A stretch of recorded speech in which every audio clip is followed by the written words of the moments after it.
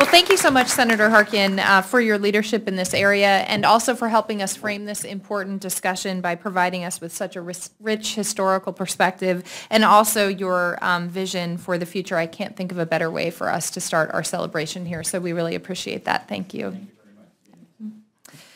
So my name is Nancy Smith, and I direct the Center on Victimization and Safety at the Vera Institute of Justice. And through the center, we work to help to create victim services that reach, appeal to, and meet the needs of all crime victims. And our work focuses on communities that are at greater risk of harm, but for various reasons disconnected from the services that are there to help crime victims. And a cornerstone of our work is looking at improving access for people with disabilities as well as deaf people who've experienced crime. And so I too am very excited to welcome you to this event and to take the time to reflect on the impact the ADA has had on justice for people with disabilities and deaf individuals. And justice is a critical issue for the nearly 57 million Americans who have disabilities.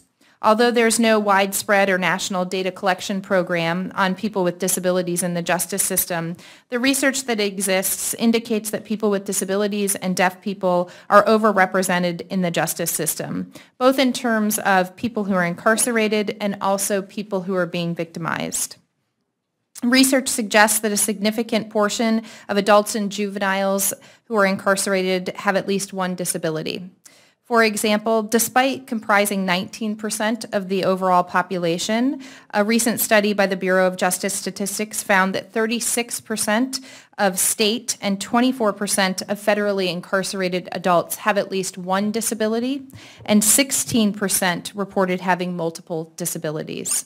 And again, we see that same overrepresentation in the research on victimization. Another Bureau of Justice Statistics report found that in 2012 there were 1.3 million violent crimes committed against persons with disabilities. This includes rape, sexual assault, robbery, aggravated assault, and simple assault, making people with disabilities 3 times more likely than their counterparts without disabilities to experience violent victimization in our country. The research also indicates that people with certain disabilities face greater justice-related disabilities than others. These include women with disabilities, people with intellectual disabilities, people with psychiatric disabilities, and people with multiple disabilities, to name a few. And as Senator Harkin pointed out, we know that people with disabilities and deaf people routinely face discrimination in society and barriers to inclusion, and the justice system is no exception. Barriers have existed that prevent people with disabilities on all sides of the coin in the criminal justice system from experiencing fairness, safety, and dignity.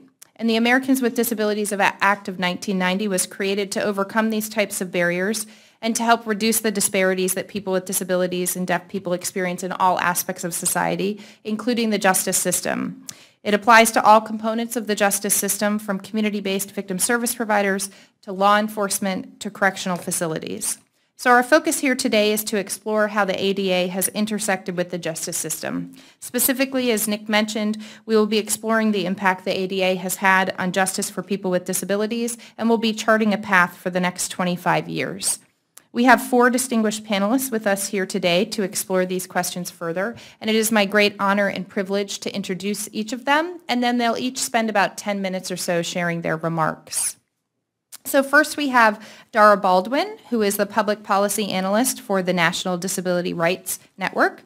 Ms. Baldwin is here in D.C., and in her position, she's responsible for the legislative work, from research and writing comments, testimonies, letters, and reports, to assisting with advocacy, outreach, and working with congressional staff, the administration, coalition partners, and others on multiple issues in areas for improving the lives of people with disabilities.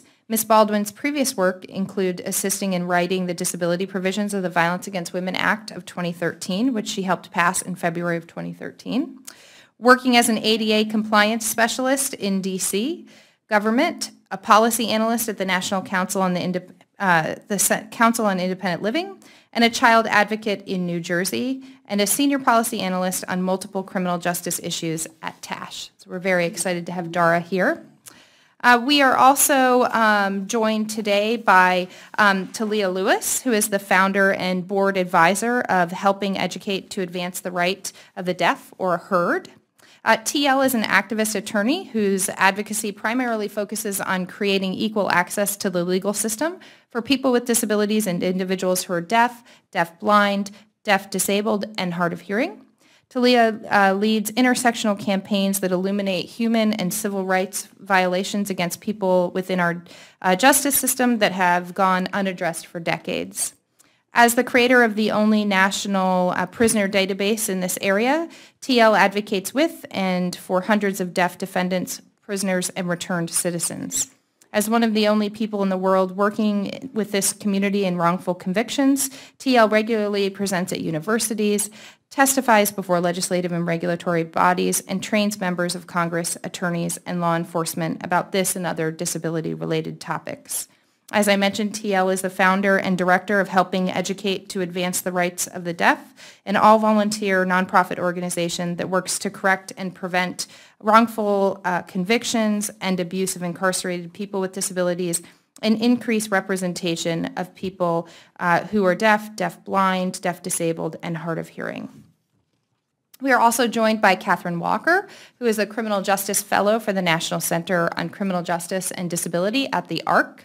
Catherine completed her JD and Master of Public Health at the University of Miami.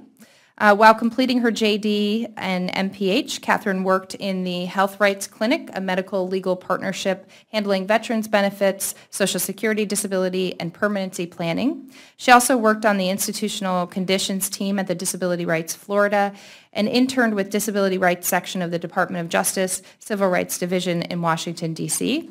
Catherine was an articles and comments editor on the Inter-American Law Review and also a Miami Scholar and Hope Fellow, both scholarship programs based on a commitment to public service. Before joining the ARC in December 2013, Catherine completed her MPH as a legal policy intern for the Judge David L. Bazelon Center for Mental Health. She also currently volunteers with the Special Olympics Virginia, assisting coaching an adult soccer team. And last but not least, we are joined by Sandra Harrell, who is a project director with the Accessing Safety Initiative in the Center on Victimization and Safety with the Vera Institute of Justice. Sandra joined Vera in November of 2006. Prior to joining Vera, Sandra worked on the training and technical assistance team for Project Access of the California Coalition Against Sexual Assault. She's been working in the area of ending violence against women for 15 years. Originally from Louisiana, Sandra began working at her local crisis line and volunteering at her local shelter while still in high school.